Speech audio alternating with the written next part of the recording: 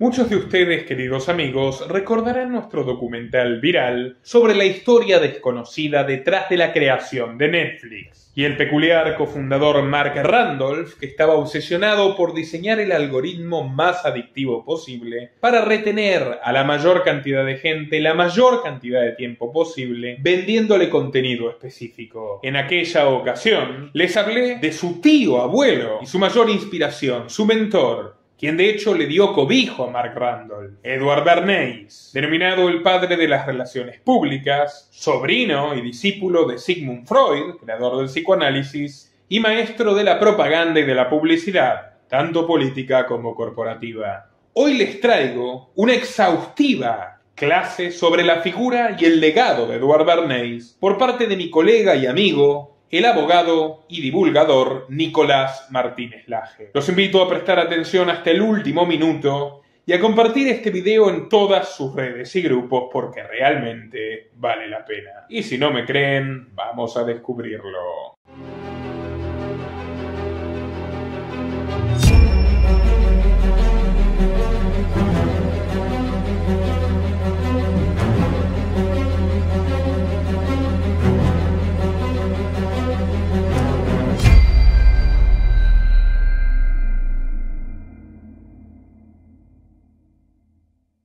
The public relations industry, the advertising industry, which is dedicated to creating consumers, it's a phenomenon that developed in the freest countries, in Britain and the United States.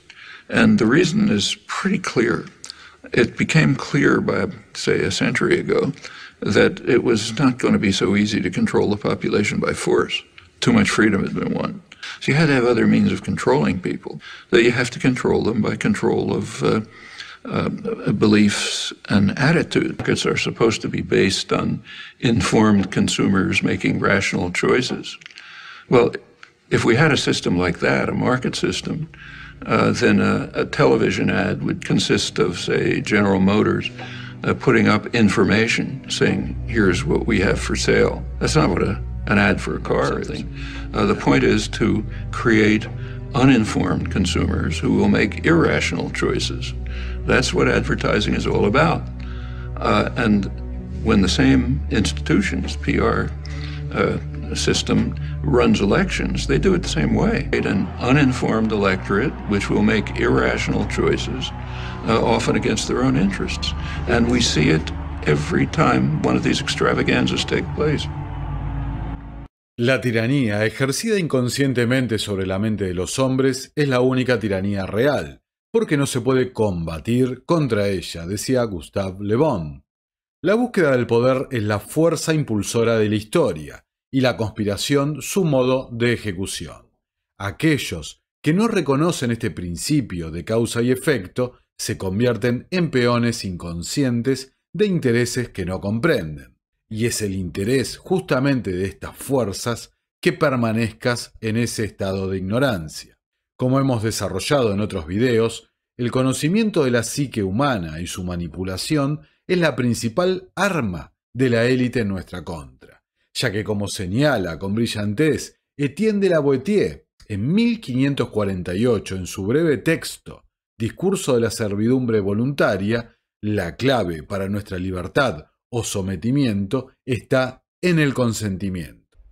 En 1917, el presidente de los Estados Unidos, Woodrow Wilson, formó el Comité de Información Pública, una agencia de propaganda con el propósito de cambiar la visión de la opinión pública americana respecto a su tradicional postura aislacionista, creando así el consentimiento para participar en la Primera Guerra Mundial.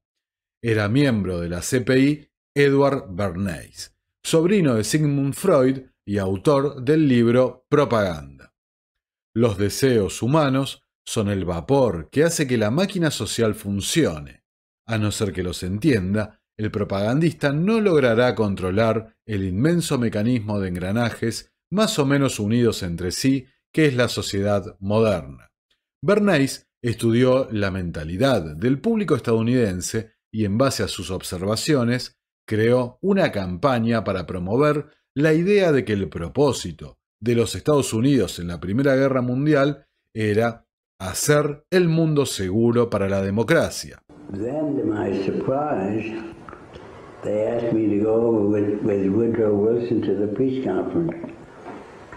And at the age of 26, I was in Paris for the entire time of the peace conference that was held in the suburb of Paris, and we worked to make the world safe for democracy.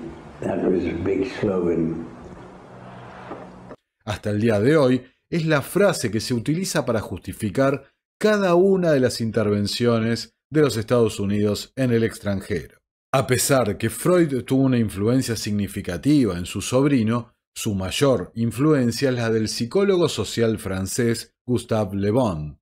Le Bon escribió varios libros, el más famoso, Psicología de las masas.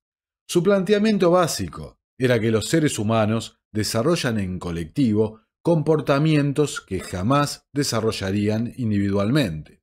En otras palabras, los grupos tienen una influencia determinante sobre los individuos. Y señala que las principales razones por las cuales el yo se pierde en el nosotros son las siguientes. El ser humano percibe a la masa como un poder invencible. Deja de sentirse responsable, porque en ella es una figura anónima. Las masas contagian su manera de sentir y actuar a quienes la conforman. Eso se da de manera inconsciente y permite que la masa sea manipulada por un líder. La masa sugestiona e hipnotiza al individuo. Formar parte de una masa lleva a experimentar sentimientos de omnipotencia. En la masa, lo irreal predomina sobre lo real. Es compacta y no se rompe por diferencias internas. La masa se percibe como un mecanismo de supervivencia. No pertenecer a la masa es visto como un grave peligro. Pensar colectivamente es la regla general. Pensar individualmente es la excepción. En las multitudes, las personas tontas, ignorantes y envidiosas se liberan del sentido, de su insignificancia e impotencia, y en cambio son poseídos por la noción de una fuerza brutal y temporal, pero inmensa. Hay que destacar que mentes brillantes como la de Carl Gustav Jung desarrollaría su opus, su obra, basado en el individuo y su desarrollo, definido como el proceso de individuación. Diría, si las personas se amontonan y forman una turba, entonces se desencadenan los dinamismos del hombre colectivo, bestias o demonios que yacen latentes en cada persona hasta que forma parte de una turba. El hombre en masa se hunde inconscientemente a un nivel moral e intelectual inferior, a ese nivel que siempre está ahí, por debajo del umbral de la conciencia, listo para estallar tan pronto como sea activado por la formación de una masa. Bernays calificó su paso por el CPI como de guerra psicológica, y el éxito de su eslogan, hacer el mundo seguro para la democracia, lo llevó a preguntarse. When I came back to the United States, I decided that if you could use propaganda for war, you could certainly use it for peace. And propaganda got to be a bad word because of the Germans using it. So what I did was to try to find some other words. So we found the word Council on Public Relations.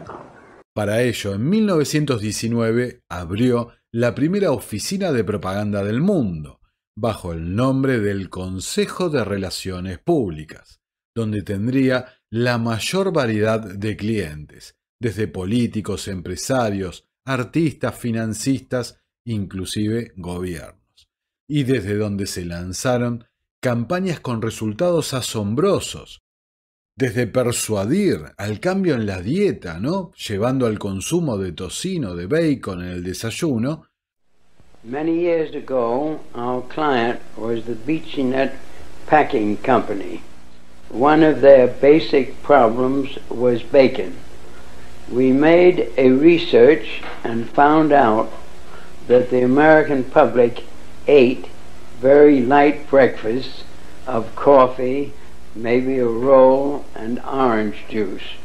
We thereupon decided that the only way to meet the situation was as follows.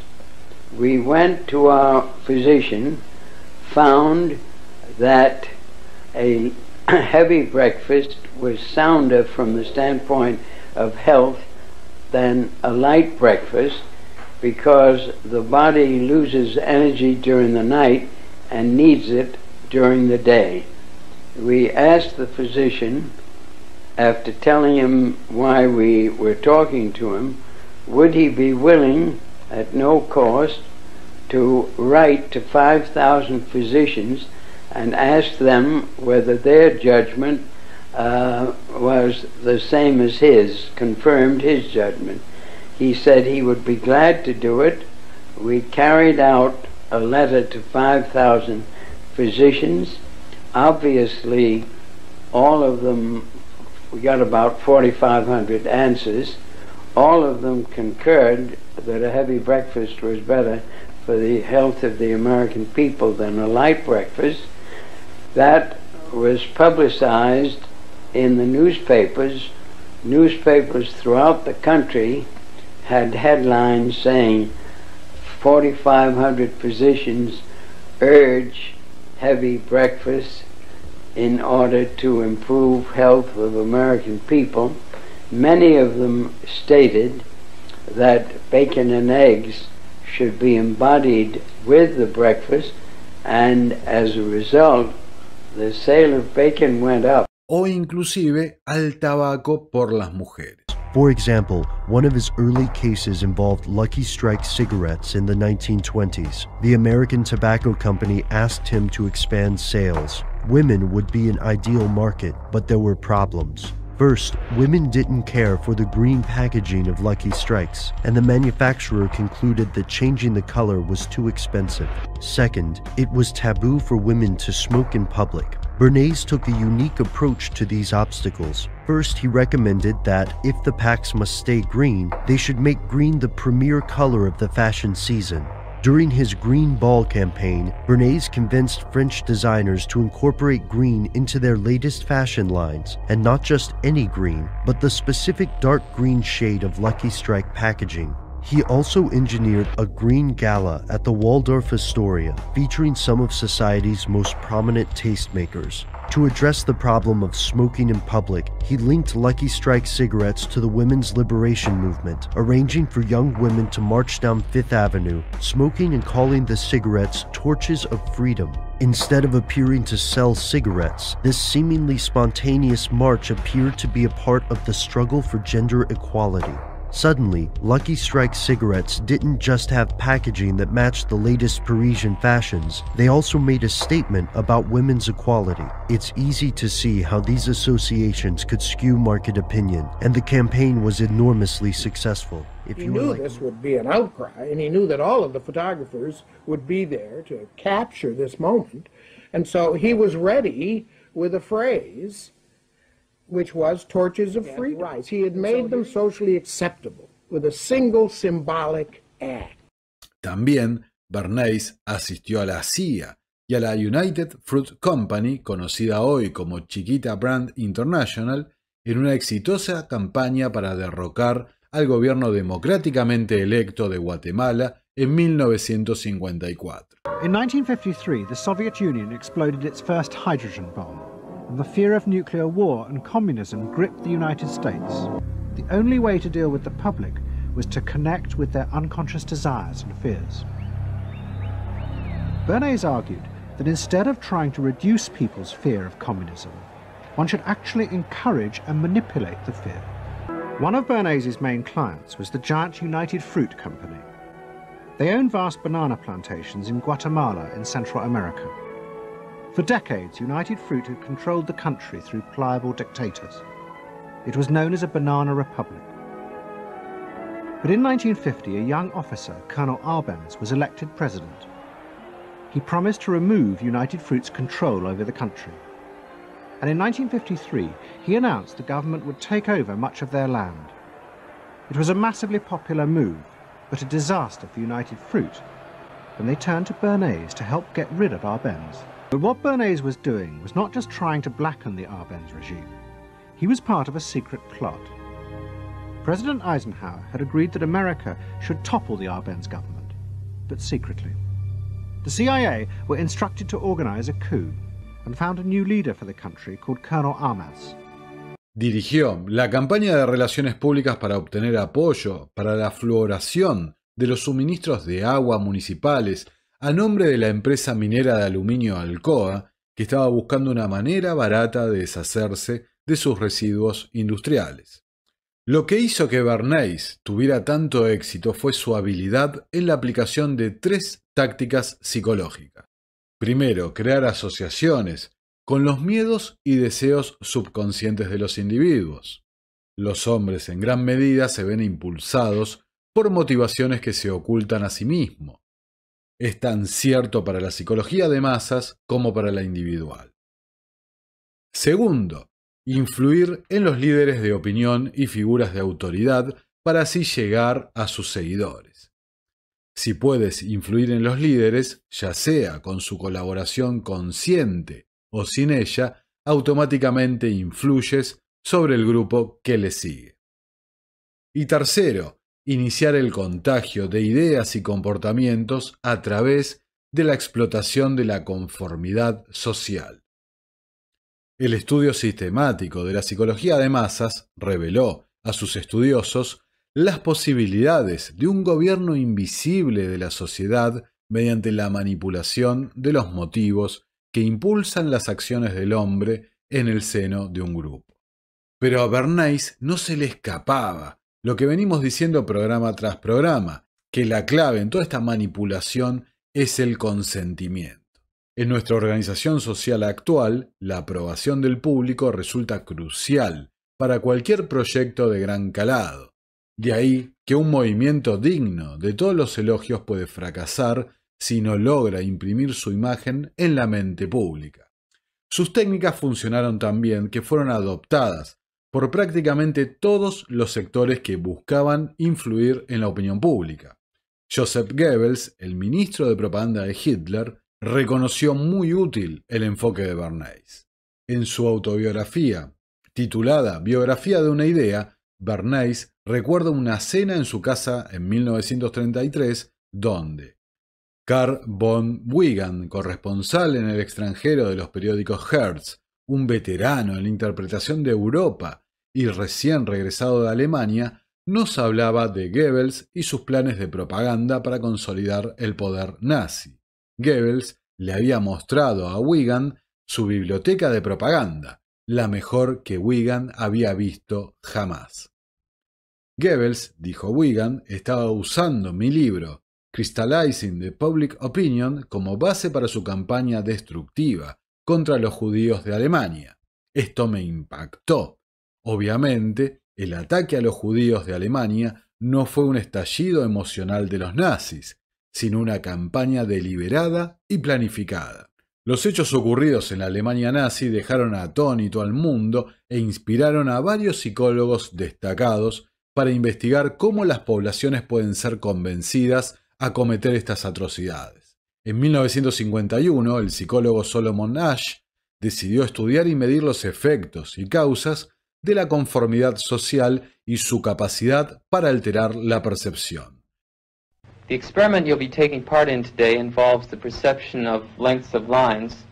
As you can see here, I have a number of cards, and on each card there are several lines. Your task is a very simple one. You're to look at the line on the left and determine which of the 3 lines on the right is equal to it in length. All right, we'll proceed in this order. You'll give your answer. Only one of the people in the group is a real subject, the 5th person with the white t-shirt. The others are confederates of the experimenter and have been told to give wrong answers on some of the trials. The experiment begins uneventfully as subjects give their judgments. 2, 2, 2, 2, 2, 3, 3, 3, 3. But on the 3rd trial, something happens. 2, 2, 2. 2. 2. The subject denies the evidence of his own eyes and yields to group influence. 1. Ash found subjects went along with the group on 37% of the critical trials. But he found through interviews that they went along with the group for different reasons. 1. 1. They must be right. There are 4 of them and 1 of me. 1. This subject's yielding is based on a distortion of his judgment. He genuinely believes that the group is correct. 1. 1. 1. 2. 1. 2. 2. 2. I know they're wrong, but why should I make waves? 2. In this case, the subject knows he is right, but goes along to avoid the discomfort of disagreeing with the group. Here, the distortion is at the level of his response. 2. 2. 2. 2. In the previous experiment, the naive subject stood alone against the group. In this variation, Ash gave the naive subject a partner, here seated in the 3rd position, who also gives the correct response. 1. 1. 2. 1. 2. With a partner, yielding drops to only 5% of the critical trials compared to 37% without a partner. Although subjects report warmth and good feeling toward the partner, they typically deny that he played a role in their own independence. The partnership variation shows that much of the power of the group came not merely from its numbers, but from the unanimity of its opposition. When that unanimity is punctured, the group's power is greatly reduced. Sometimes we go along with the group because what they say convinces us they are right. This is called informational conformity.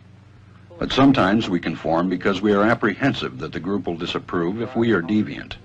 This is called normative conformity. The strength of the normative factor is shown in another variation carried out by Ash. In this variation, the subject is told that because he had arrived late, he would have to write his answers. Subjects in this private response experiment are exposed to the same amount of misleading information as other subjects, but they are immune from any possible criticism by the group. 1. 1. 1. And this enormously reduces the pressure to conform. Conformity drops by 2/3. Ash's experiment is a classic. It reveals how people will deny what they see and submit to group pressure. It allows us not only to observe conformity, but to study the conditions that increase or reduce its occurrence. Una pregunta quedó sin respuesta. ¿Esta conformidad se limitaba al aspecto social o en realidad se estaba influyendo en la percepción a nivel neurológico? Sería en 2005 cuando el neurocientífico Gregory Berns trató de responder a esta pregunta. Berns creó una variación del experimento de Ash, esta vez midiendo la actividad cerebral durante la prueba, para determinar a qué nivel del cerebro la conformidad estaba teniendo lugar. Los resultados mostraron que la conformidad se alcanzaba alterando la percepción de los sujetos a nivel neurológico. Literalmente, la conformidad hace que el cerebro reescriba la realidad. Otro experimento revelador es el llevado a cabo en 1961 por Stanley Milgram. Stanley Milgram, one of the most influential social psychologists of the time, was particularly fascinated with the dangers of group behavior and blind obedience to authority. In 1962, Stanley Milgram shocked the world with his study on obedience. To test his theories, he invented an that would become a window into human cruelty. In ascending order, a row of buttons marked the amount of voltage one person would inflict upon another. You were seated in front of this impressive-looking instrument, the shock generator. Its essential feature is a line of switches that goes from 15 volts to 450 volts, and a set of verbal designations that goes from slight shock to moderate shock, strong shock, very strong shock, intense shock, extreme intensity shock, and finally XXX, danger severe shock. Your job, the experimenter explains to you, is A word pair test. If he gets each answer correctly, fine, you move on to the next pair. But if he makes a mistake, you are instructed to give him an electric shock, starting with 15 volts. And you increase the shock 1 step on each error. Incorrect. You'll now get a shock of 105. Hard head. Just how far can you go in this thing? As far as is necessary. What do you mean, as far as is necessary? Milgram was very much aware that obedience is a necessary ingredient for society to function. But he focused on the darker side of obedience. Incorrect. 150 volts. Sad face. Wait a minute. That's all. Get me out of here.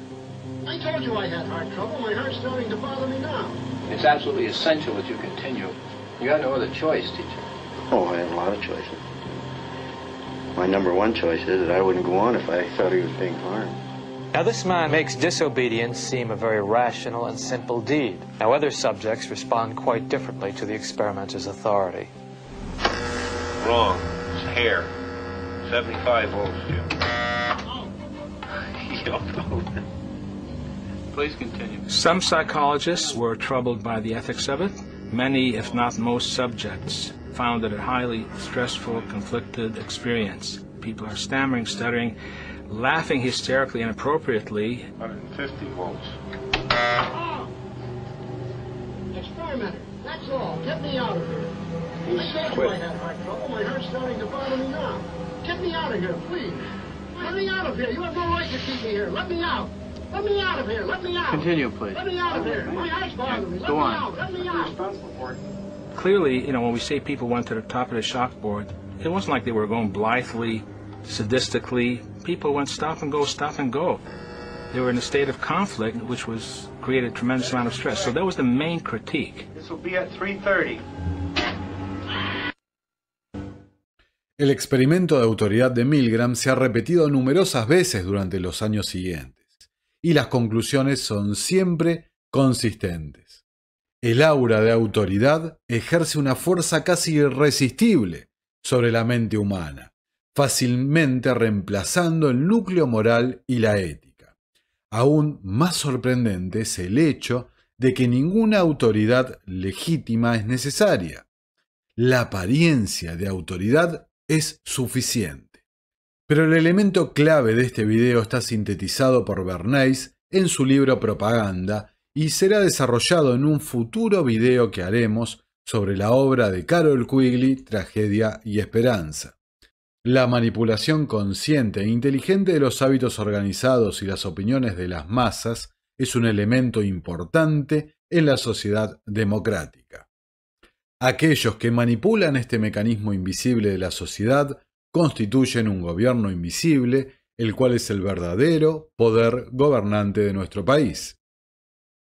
Quigley describe la historia de ese poder en la sombra, la sociedad secreta a la que él denomina la red, que son quienes financiaron y explotaron estas técnicas de manipulación mental para perseguir su objetivo de total control y autoridad sobre la humanidad y sus recursos, el establecimiento en última instancia de un gobierno mundial. Y la denominación de la red no es casual, ya que su estrategia de infiltración y manipulación ha sido diseñada desde un intrincado sistema de think tanks, fundaciones y ONGs, quienes buscan, siguiendo la técnica de Bernays, influir en todas las instituciones que operen sobre la opinión pública. Hi, I'm Fox San Antonio's Jessica Headley. And I'm Ryan Wolf. Our greatest responsibility is to serve our Treasure Valley communities, the El Paso, Las Cruces communities, Eastern Iowa communities, Mid-Michigan communities.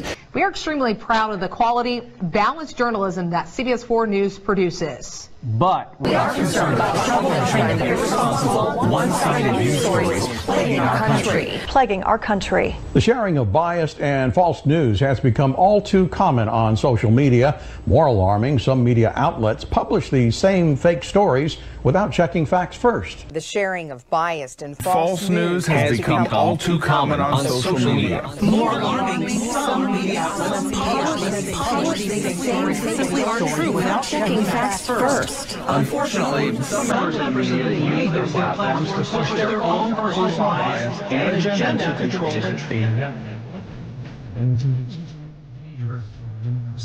Extremely dangerous to our democracy. This is extremely dangerous.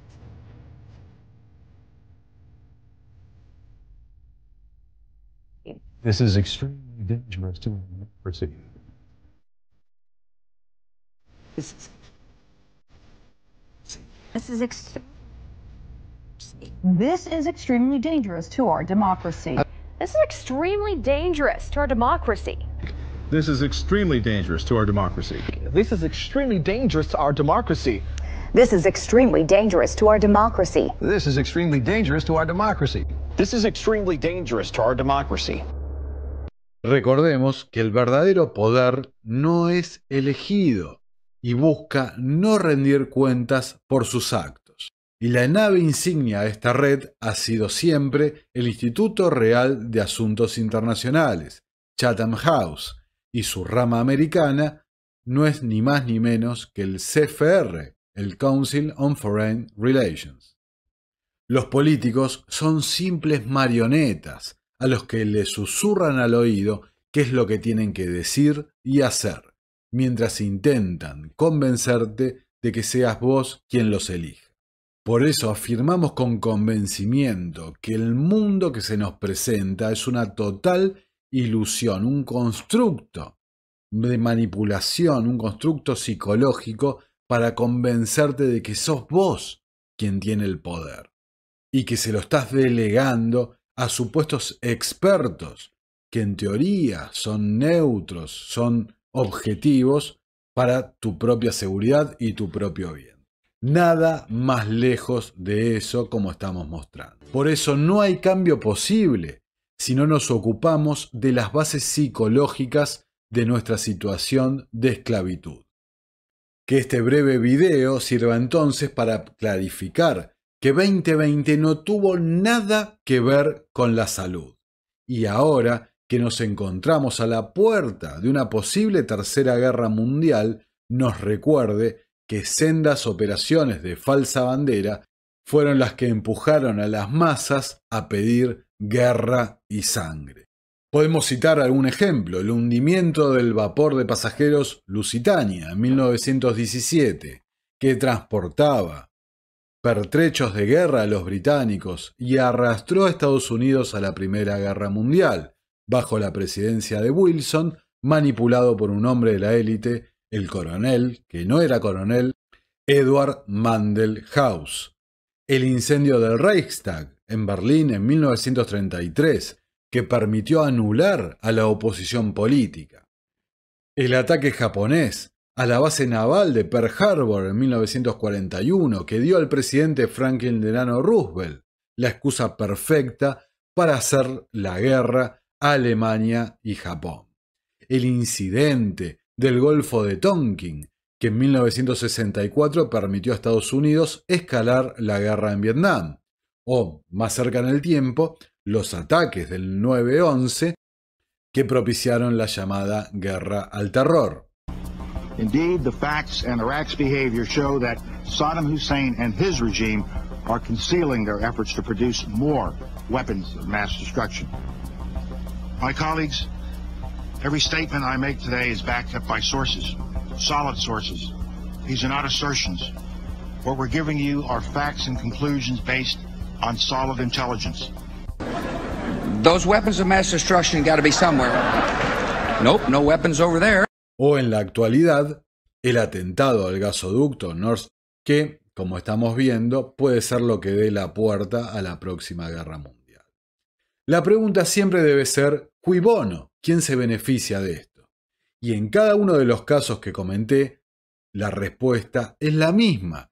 Se benefician a aquellos que buscan cartelizar el mercado, eliminar la competencia, restringir las libertades individuales y establecer un gobierno mundial. El rastro del dinero siempre va en la misma dirección. Por eso, cuando entendés el juego que están jugando, es muy fácil ver quiénes son los jugadores. Uno es libre cuando su voluntad no está atada a la voluntad de un tercero. No vivas preso de los efectos que causa esta gente. Convertite así entonces en causa de tu propio destino. Y para eso primero tenés que entender el juego que juega esta gente y cuáles son sus herramientas, cuáles son sus instrumentos, siempre en contra tuyo. Como les dije, señores, estamos frente a una clase magistral. Ya saben qué hacer. Like al video, difundir en todas partes y no se olviden de pasar por mi documental sobre el tecnócrata Elon Musk, que aunque necesitaría unas buenas clases de propaganda de Bernays y sus secuaces, se consolida con más y más poder a través de controversias que son al mismo tiempo apasionantes y reveladoras del destino fatídico al cual se dirige el mundo. Video muy recomendado. No se olviden de verlo. Nuestro trabajo depende de tu apoyo.